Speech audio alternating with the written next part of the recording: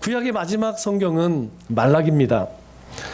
이 말라기는 참 암울한 시대예요. 왜 그러냐면 이스라엘 백성들이 하나님 말씀을 떠나서 바벨론으로 포로를 끌려가죠. 그리고 70년 후에 돌아와서 이제 성전을 다시 재건을 하고, 그리고 이제 하나님의 뜻대로 사겠습니다 라고 결심을 했지만 100년을 못 가요. 그러다 보니까 하나님께서 그들 가운데 말씀을 하지 않으십니다. 그러다 보니까 참 암울한 그런 시대를 살아갈 수밖에 없는 것이죠. 그런 암울한 시대에 이스라엘 백성들의 마음은 어떠하겠습니까? 우리 가운데 하나님이 은혜를 주시고 또 구원자를 보내주시면 좋겠다, 그런 마음이 들겠죠. 그럼에도 불구하고 주님이 오시기까지 400년 동안, 450년 동안 그야말로 암흑과 혼돈의 시대를 맞이하게 됩니다. 나라는 바벨론에 이어서 바사에게, 또 헬라에게, 로마의 지배를 당하게 되죠. 그리고 그들의 언어도 원래 히브리어지 않습니까? 그런데 히브리어에서 아람어로, 헬라어로, 라틴어로 그렇게 바뀌게 되죠. 아마 이 자리에 계신 분들도 우리가 일제 강점기 시대에 일본 이름이 있을 거예요. 야마모토 이런 이름이 있죠. 그렇게 강제로 이름도 개명을 당하고 우리말도 쓰지 못하는 그런 시기가 있었죠. 이스라엘이 그랬습니다. 무려 450년 동안 그런 삶을 살았죠. 원래 이스라엘의 문화가 뭡니까? 우리가 흔히 헤브라이즘이라고 그러죠. 히브리즘이라고 이야기하죠. 그런데 알렉산더 대왕에 의해서 이제 점령을 당하면서 헬라의 헬레니즘으로 바뀌게 됩니다. 히브리즘은 뭐예요? 헤브라이즘은 하나님 주권, 오직 하나님, 이것이 신앙의 삶의 중심입니다. 모든 삶의 중심에는 하나님이 계세요. 그래서 가정에서도 세상에서도 사람과의 관계도 항상 하나님의 말씀이 원칙이 되는 것, 그게 헤브라이즘이죠. 그런데 헬레니즘으로 바뀌면서 이성 중심, 사람 중심으로 바뀌게 됩니다. 그래서 신 중심에서 사람 중심으로 바뀌어지는 거예요. 사람이 중요하다는 것이죠. 이런 중간 시대에 이스라엘 가운데 많은 변화가 일어납니다. 이스라엘 안에 유대교에서는 바리새파, 우리가 잘 알고 있죠. 바리새인들, 또 사두개파, 그리고 에세파, 이런 여러 분파들이 생겨지게 됩니다. 그리고 이전에 성정 중심에서 회당 중심의 삶으로 바뀌어져요. 그리고 학자 계층인 서기관들이 생겨나고, 그리고 성직자인 랍비가 생겨났습니다. 그리고 한편으로는 우리가 빨리 독립을 해야겠다. 그래서 무장 봉기를 하는 헤롯 땅이 있었죠. 예수님이 오시기 전까지 이스라엘 안에는 정치적으로 또 문화적으로 신앙적으로 굉장한 갈등의 시대를 살았습니다. 그래서 이스라엘 백성들은 더욱 간절하게 메시아가 빨리 왔으면 좋겠다라고 하는 메시아 대망 사상이 있었죠. 다윗과 같은 강력한 그런 왕이 와서 이 로마를 물리치고 이전에 이 이스라엘의 영화를 되찾았으면 좋겠다, 그런 마음을 다 같이 고대하고 있었습니다. 그런데 그렇게 메시아를 기다렸던 사람들이 정작 메시아가 왔을 때 메시아를 알아보지 못하죠. 예수님께서 오셨는데 그 예수님을 알아보지를 못합니다. 심지어는 예수님을 십자가에 못 박아 버리죠. 예수님은 분명히 성경이 예언한 대로 오셨어요. 그런데 그들은 성경을 자기의 방식대로 보았기 때문에 예수님이 전혀 보이지 않았죠. 우리는 지금 어떤 시대를 살아갑니까? 우리 모두는 주님께서 다시 이 땅에 오실 것이라고 하는 재림을 기다리며 살아가고 있습니다. 그러면 지금 우리는 하나님의 말씀대로 살고 있느냐? 이것이 사실은 우리의 삶에 굉장히 중요한 그런 부분이 있죠. 왜냐하면 주님이 처음 오실 때에 분명 성경에서 말씀대로 오셨음에도 불구하고 주님을 알아보지 못했어요. 그리고 결국 십자가에 못 박았죠. 우리는 주님의 재림을 기다려요. 그러면 과연 우리는 하나님의 말씀 안에서 하나님이 요구하시는 그런 거룩한 하나님의 백성으로서의 삶을 살고 있느냐? 여러분, 그리스도의 삶은 굉장히 단순합니다. 우리가 세상 가운데 살아갈 때 하나님이 요구하시는 것이 굉장히 많은 것 같지만 사실은 딱 한 가지예요. 무엇입니까? 하나님을 사랑하라. 이와 같이 내 이웃을 사랑하라. 이게 그리스도인의 삶입니다. 그리스도인은요, 하나님 사랑하는 거예요. 하나님 사랑이 뭡니까? 다른 신을 섬기지 않고 우상에 절하지 않고 안식일을 거룩히 지키고 그리고 하나님의 이름을 망령케 일컫지 않는 것, 다른 거에 마음 뺏기지 아니하고 하나님만 온전히 경배하고 예배하는 거예요. 그리고 하나님께서 우리 가운데 행하신 일들을 기억하는 겁니다. 그게 하나님 사랑이라는 거예요. 그와 같이 내 이웃을 사랑하라. 이웃 사랑이 뭡니까? 하나님 사랑하는 것, 하나님으로부터 받은 그 은혜와 사랑을 베푸는 거예요. 예수님 믿으세요. 그게 가장 큰 사랑이죠. 그것이 가장 큰 섬김입니다. 그 다음에 뭐 여러 가지 일들을 할 수 있겠죠. 우리 교회의 표의가 뭡니까? 행복한 공동체, 아름다운 사람이죠. 여러분, 이 말을 쉽게 풀이하면 하나님 사랑, 이웃 사랑이에요. 행복한 공동체라는 것은 우리 인생의 행복은 예수 그리스도라는 겁니다. 아름다운 사람이라는 것은 우리를 통하여서 그리스도의 향기가 드러나는 삶, 그게 아름다운 사람이라는 거예요. 그래서 우리 교회 표어가 바로 하나님 사랑, 이웃 사랑, 그 의미가 담겨져 있죠. 여러분들 알다시피 옛날 경주 채부잣집이라는 사람이 굉장히 부자였다고 합니다. 그런데 그 채부잣집에는 대대로 가온처럼 지켜온 6가지 원칙이 있다고 그래요. 그 가운데에 원칙 하나가 무엇이냐면 주변 100리 안에 굶어 죽는 사람이 없게 하라라고 하는 그런 원칙이 있었다고 합니다. 사실 이 가온을 보면 우리에게도 굉장히 도전이 되는 그런 말씀입니다. 여러분, 교회 안에 가난한 사람이 있다면 그것은 그 교회의 책임이라는 것이죠. 우리 신명기 15장 7절 말씀을 보면 우리에게 이렇게 말씀합니다. 너희 안에 만일 가난한 형제가 너희와 함께 거주하거든 그 가난한 형제에게 내 마음을 완악하게 하지 말며 내 손을 움켜쥐지 말고라고 이야기해요. 가난하다고 해서 업신여기지 말라는 것이죠. 그 가난한 사람을 향해서 인색하게 하지 말라는 것입니다. 그에게 따뜻하게 대하고 마음을 열어서 내가 할 수 있는 은행에 가서 대출 받아서 하라는 게 아니고 내가 할 수 있을 만큼 그를 도우라, 그렇게 이야기를 하죠. 그러나 여러분, 현실은 어떻습니까? 그렇게 하지 못할 때가 상당히 굉장히 많죠. 더욱이 우리 지체 가운데 그런 처지에 있다면 더더욱 교회는 침묵하면 안 된다는 것입니다. 사실 가난은 구조적인 문제이기 때문에 여러분 물질로 해결할 수가 없어요. 그렇기 때문에 근본적으로 그 구조를 바꿀 수 있도록 도와줘야 하는 것입니다. 우리 안에 있는 지체들도 마찬가지이고 또 우리 주변에 있는 우리 이웃들에게도 동일하다는 것이죠. 그러면 어떻게 도와줘야 할까요? 첫째는 저는 복음이라고 생각합니다. 복음은 생명이에요. 복음이 들어가면 살아나는 생명의 역사가 있습니다. 그 다음은 관심과 사랑을 나누는 것이죠. 주님께서 우리에게 이제 마지막에 남기신 말씀이 무엇입니까? 내가 섬김받으러 온 것이 아니다. 나 너희들로부터 세상으로부터 섬김을 받으러 온 것 아니야. 나는 섬기러 왔어. 섬기는 것이죠. 그리고 할 수만 있다면 우리가 그 어려운 이웃에게 필요를 채워주는 것, 주님이 그렇게 하셨잖아요. 굳이 하는 일. 그러니까 복음을 전하고 그들에게 섬겨주고 그들에게 구제를 베푸는 것. 여러분, 그 안에는 하나님의 사랑이 담겨 있다는 것이죠. 그 안에는 이웃을 사랑하는 마음이 표현된다는 것입니다.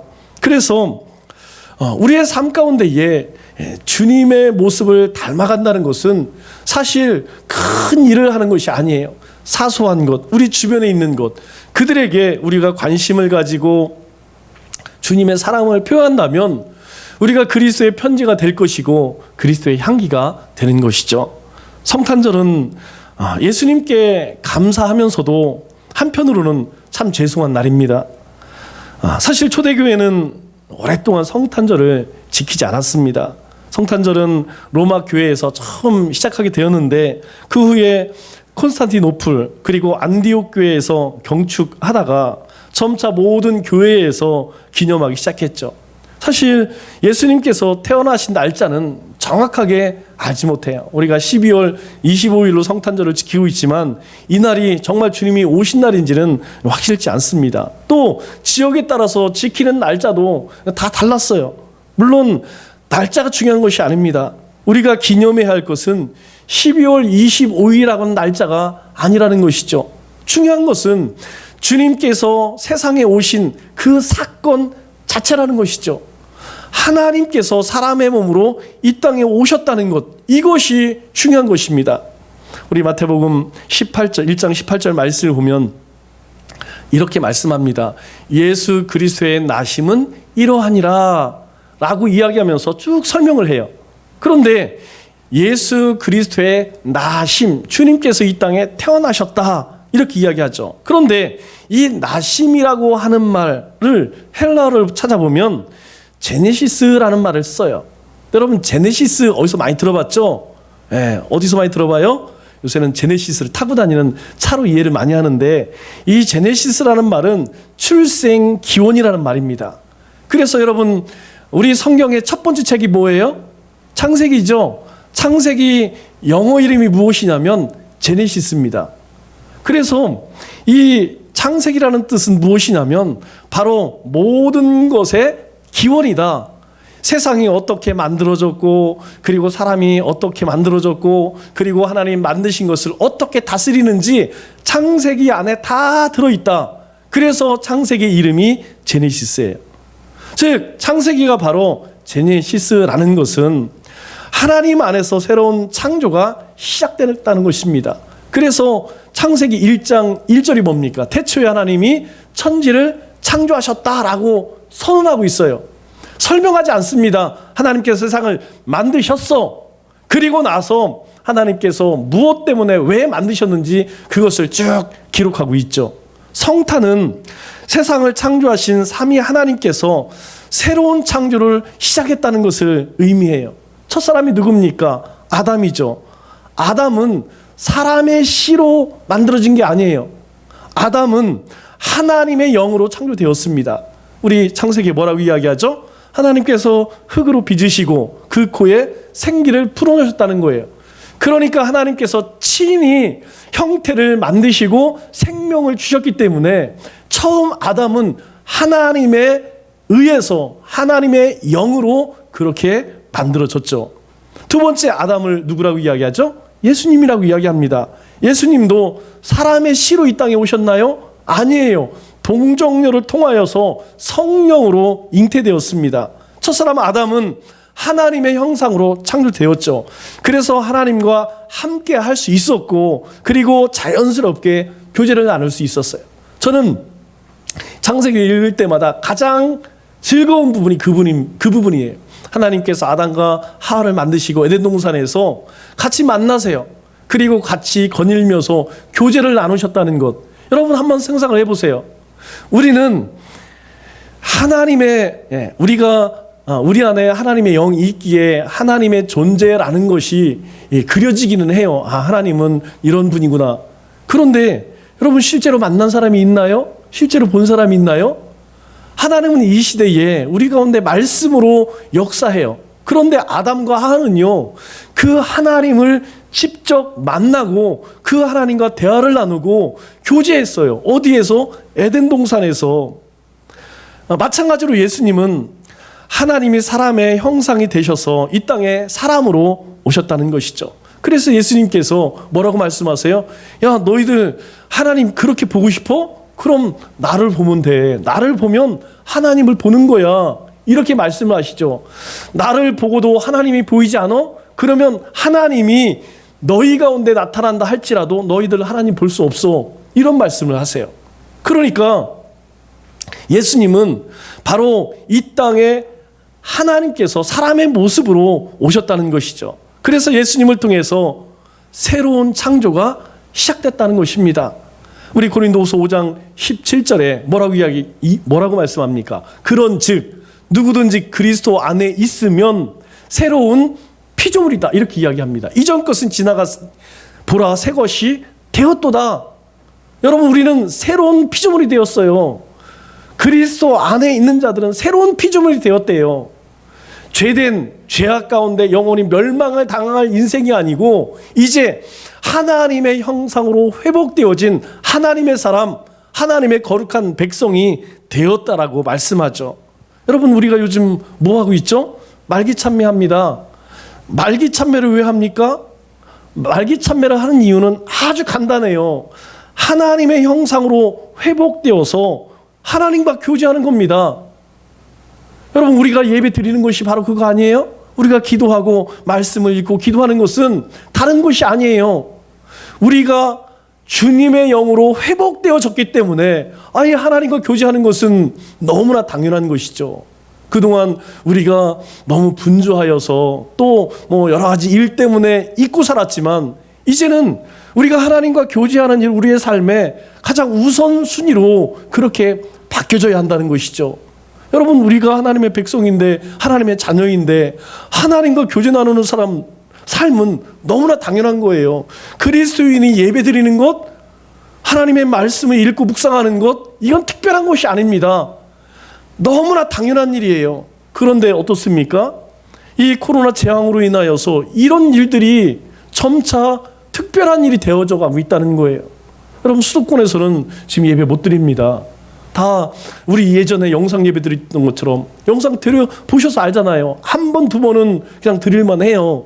그런데 세 번, 네 번, 한 달, 두 달 지나가니까 어떻게 됩니까? 이게 예배 안 된다니까요. 하나님의 임재가 있어야 되는데 하나님의 임재보다는 그냥 형식으로 돼버리고 있어요.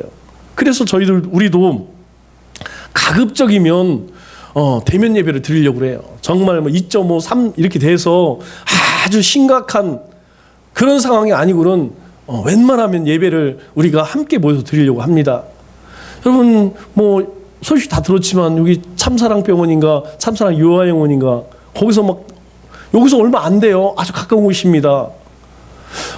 그럼에도 불구하고 우리가 하나님을 예배하고 찬송하고 경배하는 것은 우리가 하나님의 형상으로 회복되어졌기 때문에 하나님과 교제하는 거예요. 예수 그리스도가 아니면 여러분, 우리는 어떤 존재입니까? 예수님이 아니면 우리는 그저 죽도록 살다가 죽을 자연인에 불과합니다. 우리가 세상 사람들과 이야기 나누면 제가 느끼는 거예요. 참 제일 한심한 게 그거예요. 열심히 직장을 다닙니다. 열심히 공부를 해요. 물어봅니다. 왜 그렇게 열심히 하세요? 네, 잘 살기 위해서. 잘 산 다음에는요, 그러면 평안한 노후를 위해서요. 그 다음에는요, 죽겠죠. 결국은 열심히 공부하고 열심히 일을 하고 뭔가 분주하게 사는데, 그렇게 열심히 사는 이유가 무엇이냐면 죽기 위해서 사는 거예요.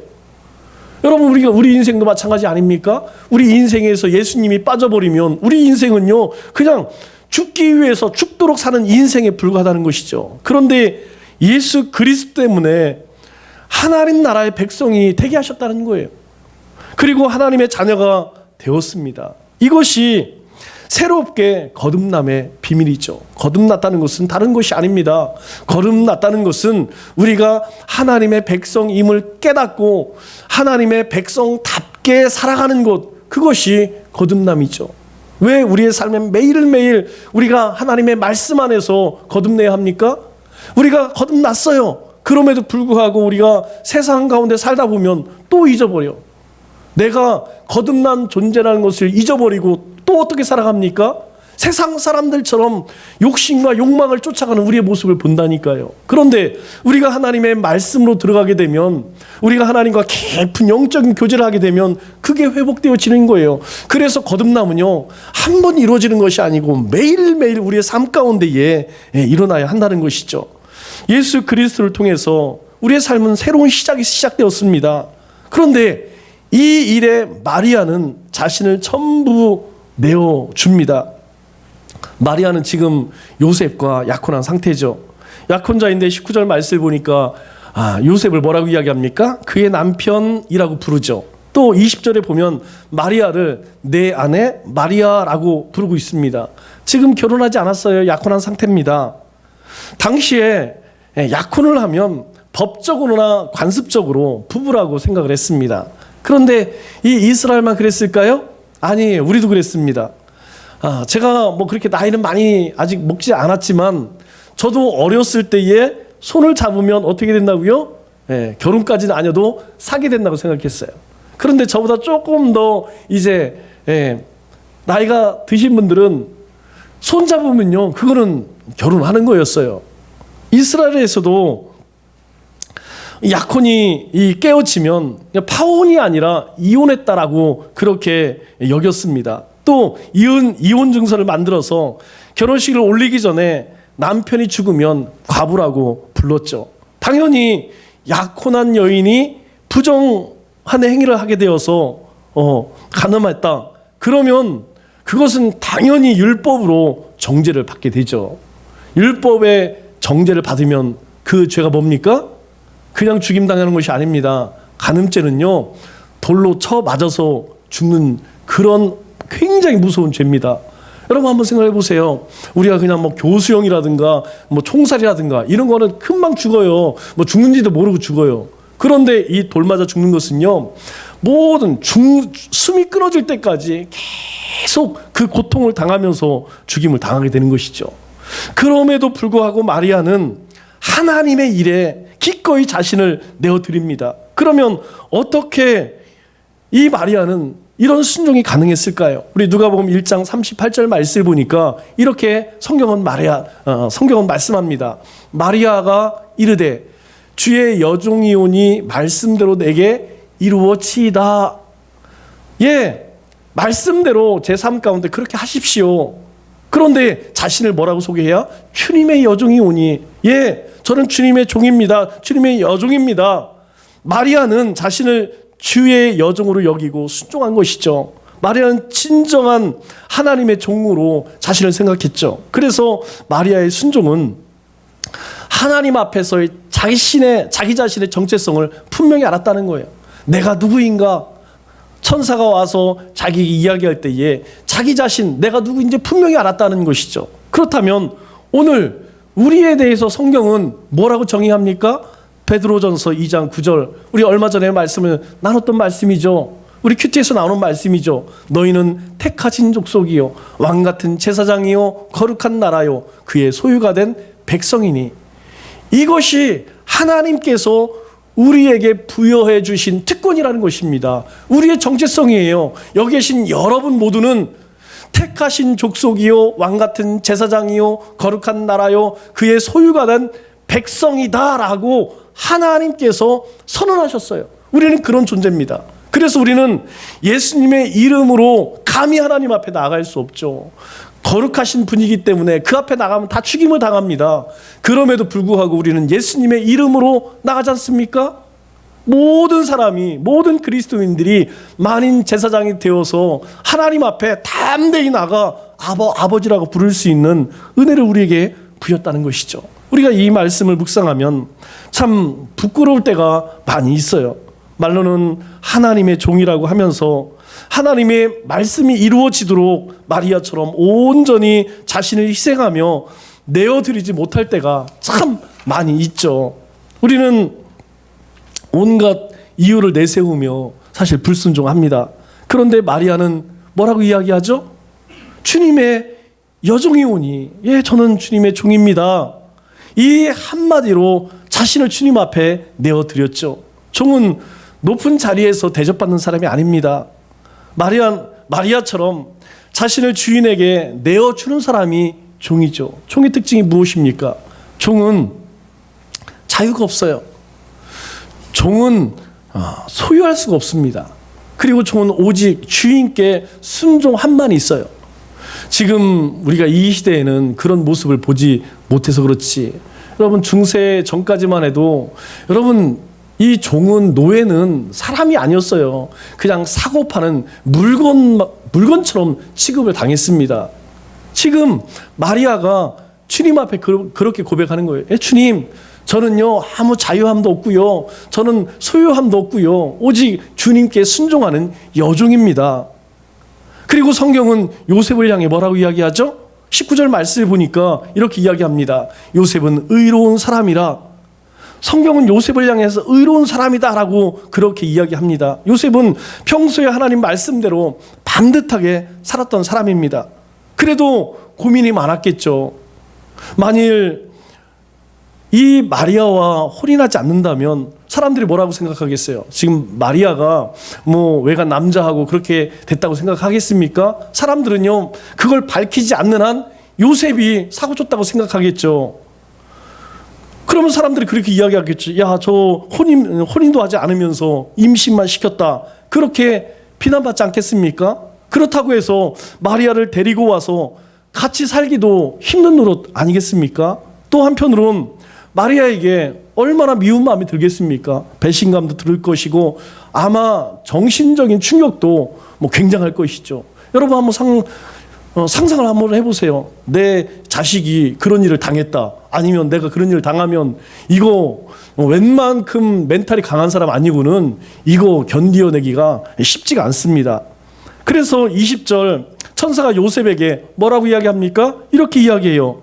무서워하지 말라라고 이야기합니다. 내 아내 마리아 데려오기를 무서워하지 말라. 이 말은 뭐예요? 요셉이 두렵고 괴롭고 답답해했다는 것이죠. 그래서 요셉이 선택한 것이 무엇입니까? 19절 말씀을 보니까 결국 요셉은요, 그를 드러내지 아니하고 가만히 끊고자 하여 그냥 조용히 이 문제를 덮고자 했다는 것이죠. 마리아를 정죄하거나 세상 법정으로 가서 결혼 지참금을 반환을 요구할 수 있었습니다. 그러나 그렇게 하지 않았다는 것이죠. 자신의 모든 권리를 다 포기하고 조용히 이혼 증서를 써주고 문제를 덮으려고 했습니다. 그러고 보면 요셉은 참 긍휼이 많은 사람이죠. 요셉은 의로운 사람이었지만 율법을 드러내지 않았어요. 율법을 들이대면서 마리아의 삶을 무너뜨리지 않았다는 것입니다. 하나님의 말씀을 문자적으로만 적용하지 않았다는 것이죠. 이것이 율법의 핵심 아니겠습니까? 왜 예수님에게 바리새인들이 책망을 받았어요? 그들은 문자적으로 율법을 잘 지킨다고 자부하는 사람들이었습니다. 주님, 저희는 일주일에 몇 번씩 금식을 하고 뭐 어떻게 하고 막 자랑을 했죠. 그런데 율법의 핵심이 뭡니까? 율법의 핵심은 사랑 아니겠어요? 사랑을 빼고 율법이 무슨 의미가 있습니까? 율법의 모든 핵심은요, 하나님 사랑, 이웃 사랑입니다. 하나님 사랑하라고 율법을 만든 것이죠. 너희가 하나님 사랑하는 것처럼 너희가 세상을 사랑하라. 그래서 율법과 규례와 법규를 주신 것이죠. 그런데 이스라엘 백성들은 그렇게 하지 않았다는 것이죠. 그래서 진짜 순종은 하나님의 뜻을 바르게 이해하고 순종하는 것, 그것이 참된 순종이라는 것입니다. 요셉은 겉으로 보면 율법에 순종하지 않는 것처럼 보이죠. 율법대로 하면 이 마리아를 정죄하는 것이 맞습니다.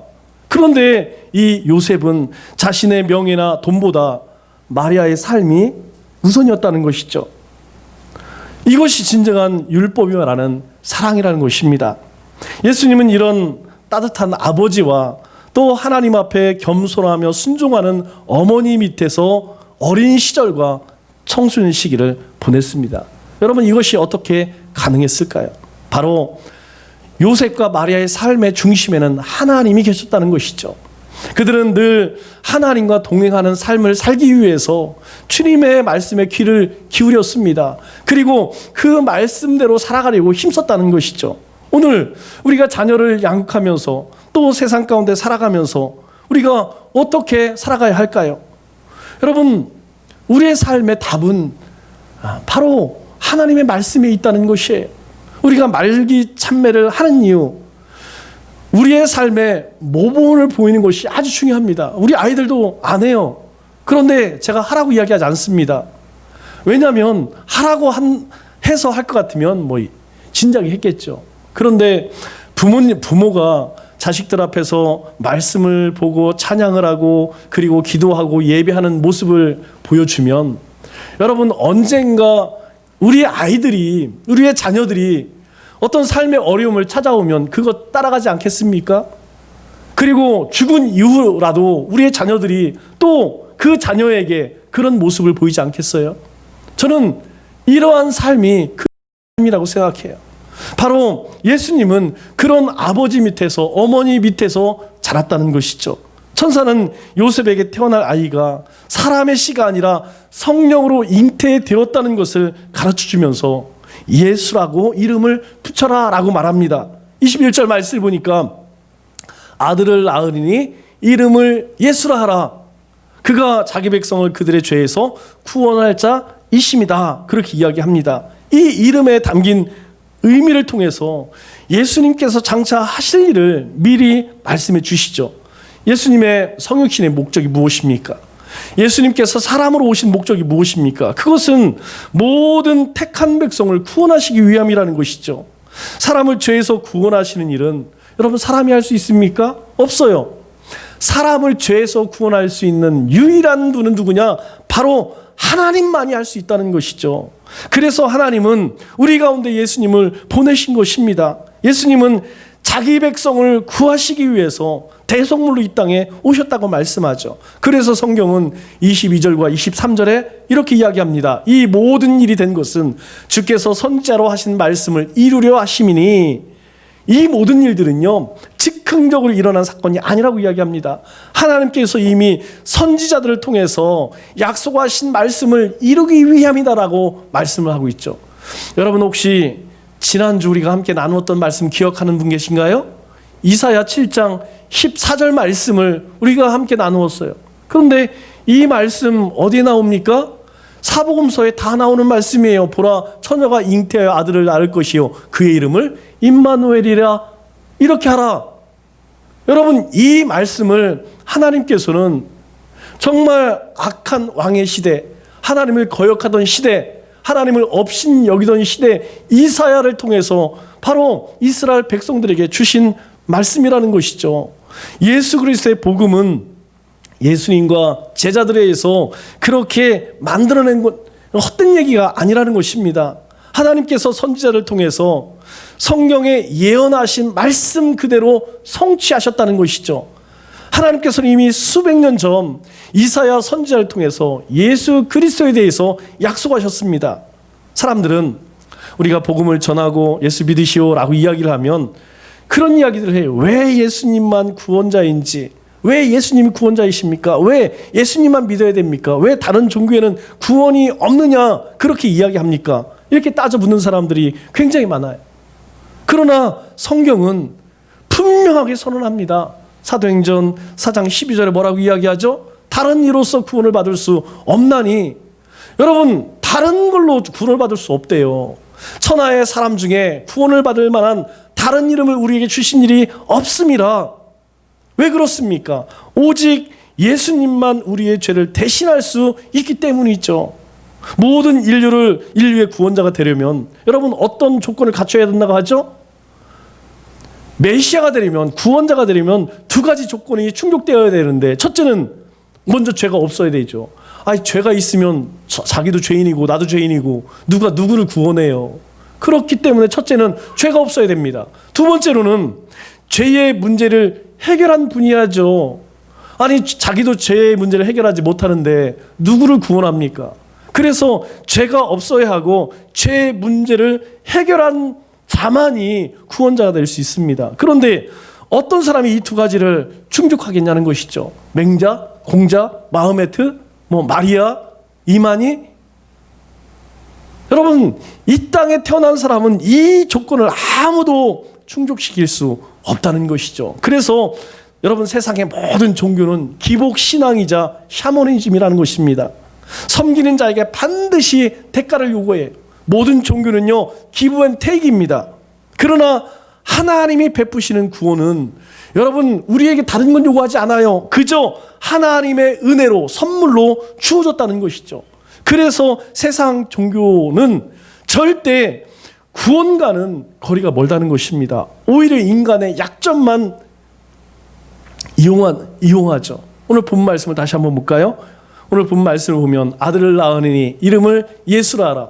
그가 자기 백성을 그들의 죄에서 구원할 자이심이라. 이렇게 말씀하고 있습니다. 예수님이 누구세요? 예수님은요 죄에서 구원할 자라고 말씀하십니다. 그러면 죄에서 구원받을 자가 누굽니까? 바로 자기 백성. 자기 백성이 누구죠? 세상을 만들기 이전 창세기 창세 이전에 하나님께서 작정하신 자, 하나님께서 구원하시기로, 하나님의 백성으로 삼기로 예정하신 자, 그가 누굽니까? 우리 에베소서 1장 5절에 이렇게 이야기하죠. 그 기쁘신 뜻대 우리를 예정하사 예수 그리스도로 말미암아 자기의 아들들이 되게 하셨으니, 하나님께서요 기쁘신 뜻대로 예정하셨대요. 누구를? 우리를, 여러분들을 하나님께서 세상을 만드시기 전에 보면 이미 예정하셨대요. 작정하셨대요. 그리고 예수 그리스도로 말미암아서 하나님의 아들들이 되게 하셨답니다. 하나님께서 우리에게 무조건적인 은혜로 구원의 은혜를 베푸셔서 우리가 하나님의 자녀가 되었다는 거예요. 그 임마누엘 하나님이 오늘 우리와 함께 하시는 거예요. 우리 인생 가운데에 그 우리와 함께 하시는 주님께서 우리의 발걸음을, 우리의 행할 바를 알게 하신다는 것이죠. 이것이 주님께서 이 땅에 오신 이유라고 성경은 말씀합니다. 말씀을 맺겠습니다. 우리의 심령과 인생 안에는 예수님이 함께 하십니다. 예수님은 사람으로 이 땅에 오셔서 자신을 내어주시고 우리를 살리셨죠. 우리 모두 예수님의 핏값을 지닌 존귀한 사람들입니다. 오늘 그 주님께서 우리에게 너희와 함께 한다라고 말씀하십니다. 우리 성탄 주간인 이 한 주도 임마누엘 주님과 함께 아름다운 동행을 하시는 우리 믿음의 권속들 다 되시기를 주님의 이름으로 축원합니다.